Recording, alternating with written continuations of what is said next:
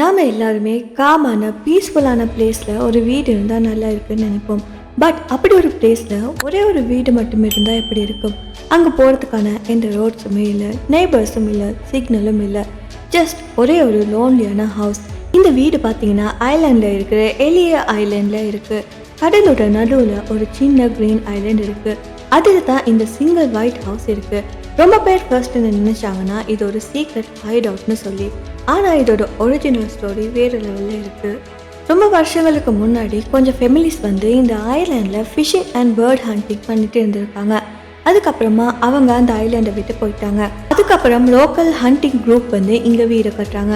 Just அவங்களுக்கு rest எடுக்கிறதுக்காக இந்த வீடை கட்டுறாங்க. அதுக்கப்புறமா யாருமே அங்கே ஸ்டே பண்ணலை. அது ஒரு எம்டி ஹவுஸாக மாறுது. அந்த ஐலாண்டில் இருக்கிற காற்றோட சத்தமும் கடலோட சத்தமும் மட்டும்தான் இருக்குது. ஸோ நீங்கள் இந்த உலகத்துலேருந்து சில நேரம் மறைஞ்சு வாழன்னு நினச்சிங்கன்னா இந்த ஹவுஸ் உங்களுக்கு பர்ஃபெக்டாக இருக்கும்.